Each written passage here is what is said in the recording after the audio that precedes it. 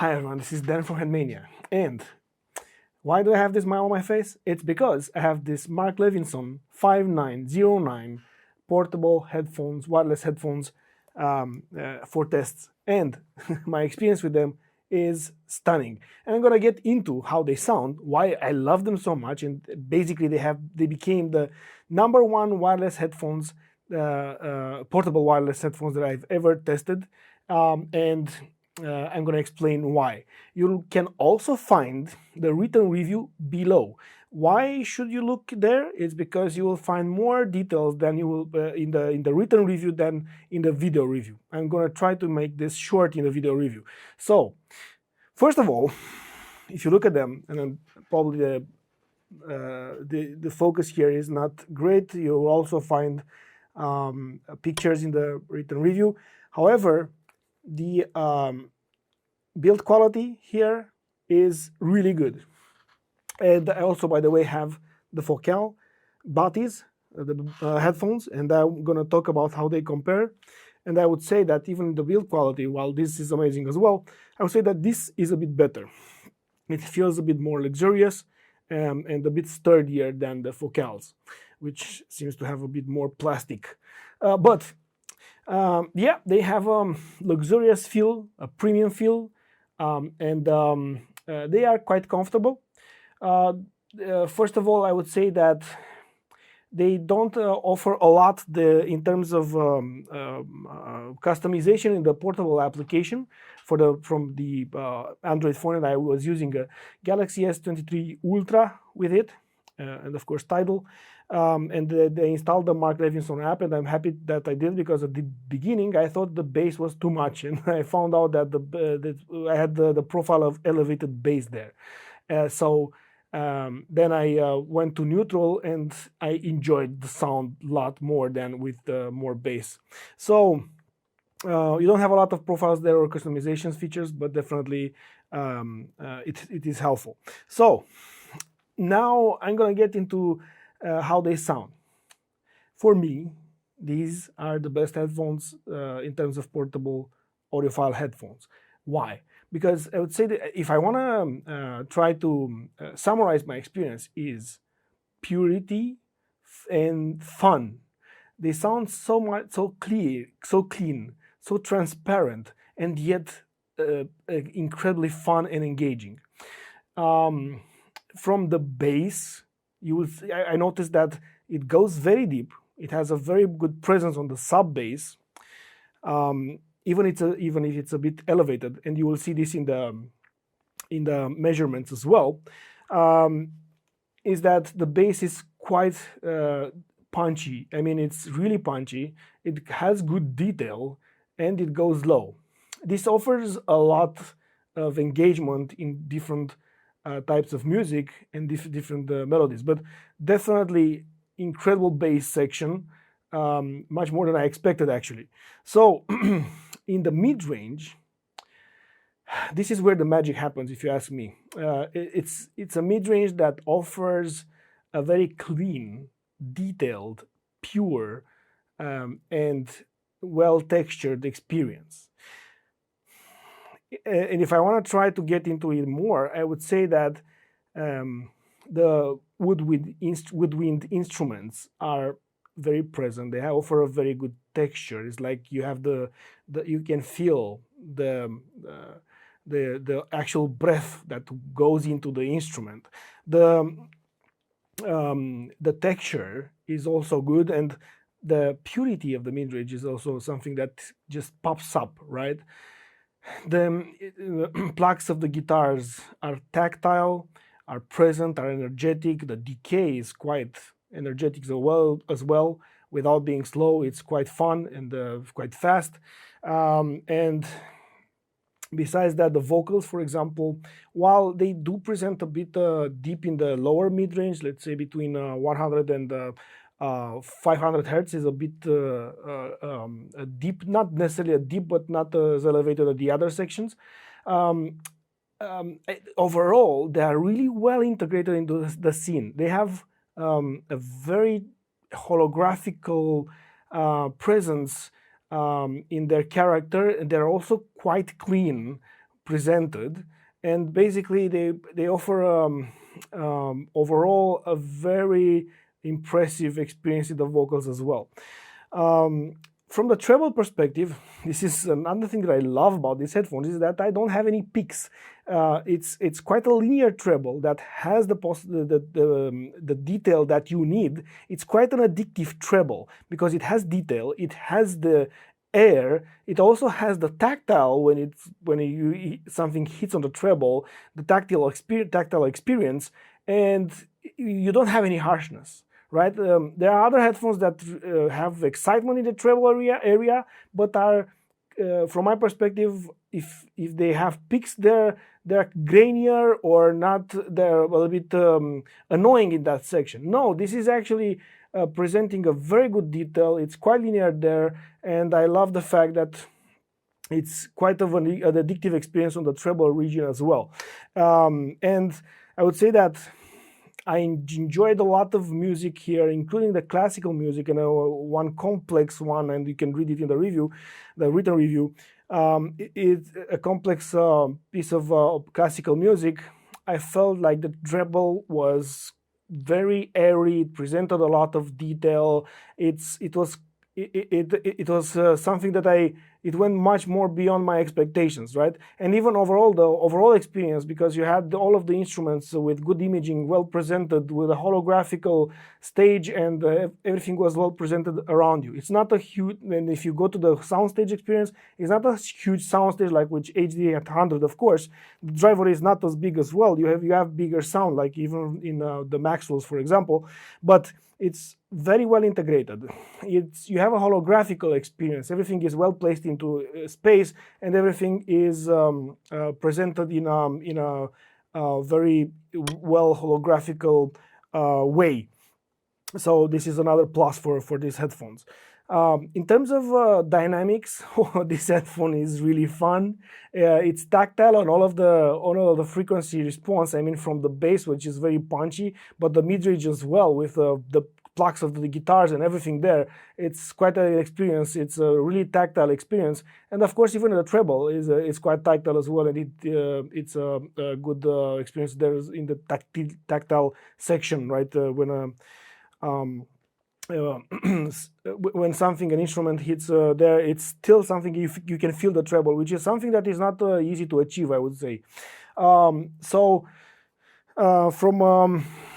If I try to think of something else, let me see if I'm not missing anything. But of course, the details. This is a very detailed headphone, and it's detailed not because it has an elevated part of the frequency response. No, it's actually detailed because it represents quite a linear response in the transition between the bass and mid-range, and between the mid-range and treble, and there's linear overall. I would say quite linear in all of these regions. Of course, it's not perfect. It's not.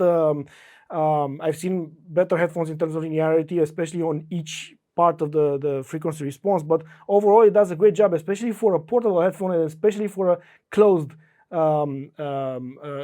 headphone with noise cancelling.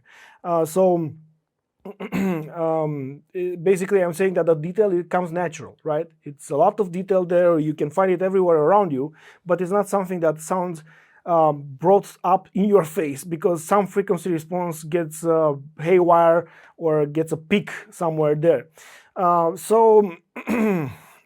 This is an amazing experience.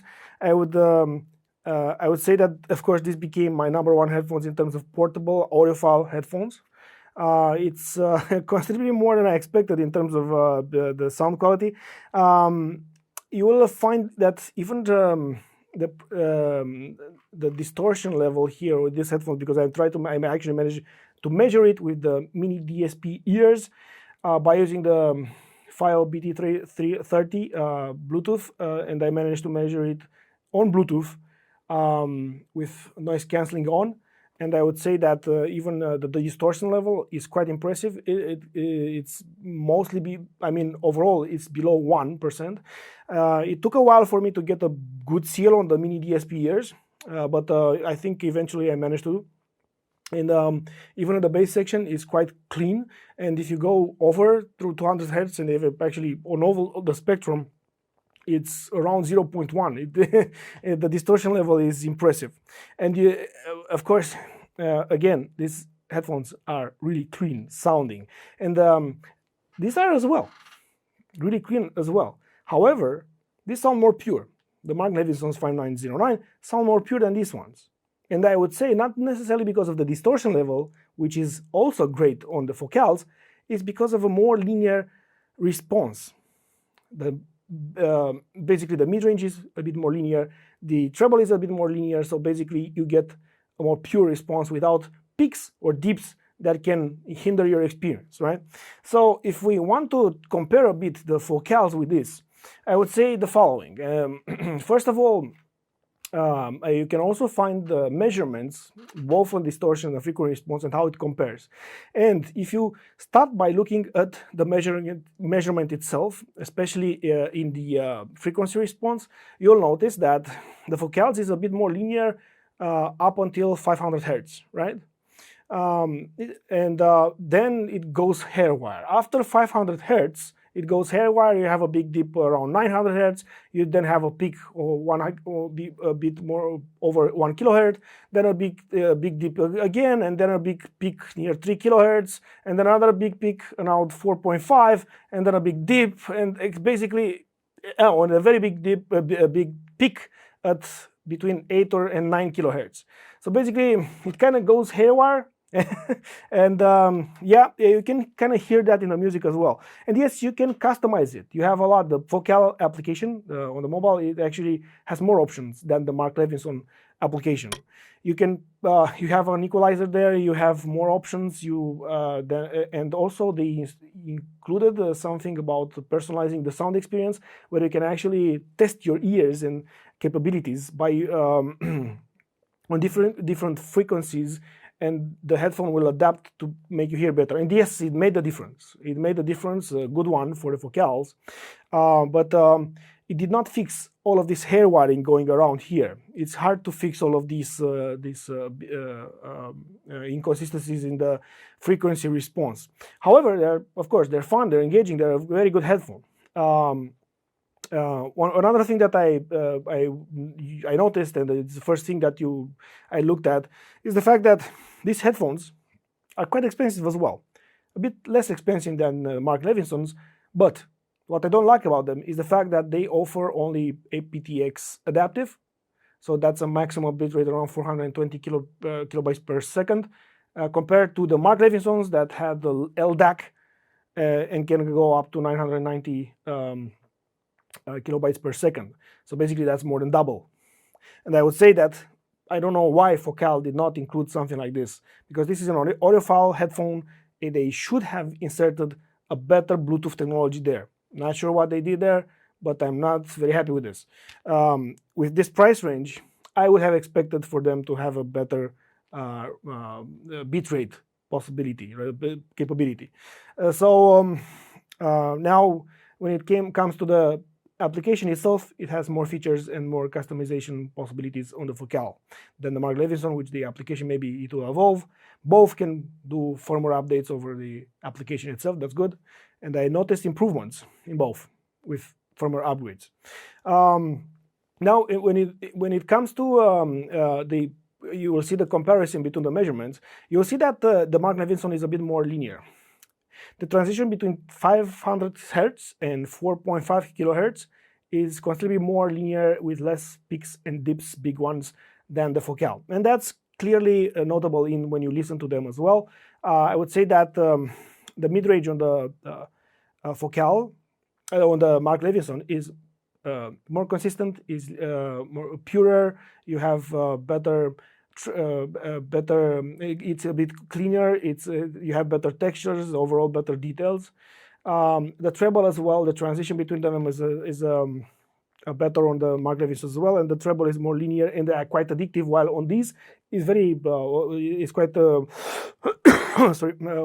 detailed, but you will find that at one point, and you find in the measurement as well, 9 kilohertz has a big peak that also takes a bit from the enjoyability on the treble, I would say, because it's the treble is not as pure, a bit more harsh, and I would say even a bit more grainier than on the Mark Levinson 5909, which has a pure, linear, and quite addictive treble response. Um, the vocals, I would say that they're a bit better integrated. Both I would have liked both of them to have a bit more presence on lower mid-range, but I would say that the Mark Levinsons have overall the vocals better integrated in the stage.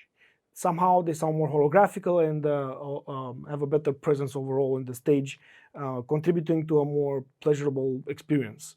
And they also sound cleaner and more natural. And the tonality itself is more natural on the Mark Levinson. This is a big difference from my perspective. This is why I basically like these headphones more, because the tonality is considerably more natural here. You don't have any harshness. It's more linear. It's more pure. It's cleaner, and you don't have any harshness whatsoever. Basically, overall, this is a more natural and more enjoyable experience. The details is a bit. I mean, both are very detailed, but I would say because of the linearity, this is a bit. I would say that I would still prefer the Mark Levinsons here as well. In terms of speed, both are engaging headphones. Both are really engaging headphones. Fun, really fun. Even the bass section. Let's say Focal has a bit more punch, but this has more weight because it has better sub bass or presence. And I would say that it hits with more weight, and it's still very punchy. It's a matter of taste here. I cannot pick a real winner, but definitely both are great here. But in terms of mid-range and treble, these are the clear winner. Overall, the energy is good on both, and this is a very engaging headphone, as the Focal is, but maybe a bit more tactile on the mid-range, because it is more detailed or more linear in the mid-range as well. The distortions, you will see that very comparable. Both are great in the distortion section. Maybe Focal has a better distortion on the bass or sub-bass. And then don't say, I mean, didn't notice a really big difference in the sound. However, somehow this appeared to sound more pure and clean in the end. And it's probably because of the linearity that I mentioned, or less peaks and dips, let's say. In terms of the overall packaging, I would say that both offer good options, but definitely overall these headphones have become the go-to headphones when it comes to portable audiophile headphones, and these are very addictive. I tested a bit the noise cancelling. It's good. It's good. It's helpful. I didn't test it in a very crowded or noisy environment yet. I would say that one thing that I need to mention here is that when it's very quiet, you hear a very small hiss in the background until the music starts. Then it disappears. I hope that this will be solved by future firmware upgrades, because it feels like something it can be fixed by a software update. But it is there. In terms of the sound quality, I feel that I talked to a couple of friends on phone, and I felt they didn't complain with the sound quality in terms of microphone. I didn't do extensive testing there either, but I focused on the sound quality. But definitely, I'm uncomfortable when laughing, because I like this so much, and I actually own the Focals. And I hope the Focals I will enjoy this better, but no, I enjoyed this better, considerably actually. So yeah, this is it. I mean, they're great headphones. They're quite I mean, if you want audiophile portable headphones, you need to listen to this. And I remember when I used to carry around the portable DAP with me, a DAP with the big headphones and the wire and everything. Yes, you can still get better sound with those because you can basically don't have a lot of limits there. You can go a lot of other headphones. not portable though. That's not the portability factor is out the window. However, I noticed that we reached a level where the sound becomes really good in portable systems as well. And of course, you can get better sound quality with more expensive portable DAPs and other headphones, but the portability factor is not the same. And also from the difference in sound quality is closing the gap. And I really like where this industry is going. I noticed a lot of things improving recently, and this is definitely one of those sectors. So, thank you for watching. Please hit the like button and subscribe to this channel if you want to see more. Bye.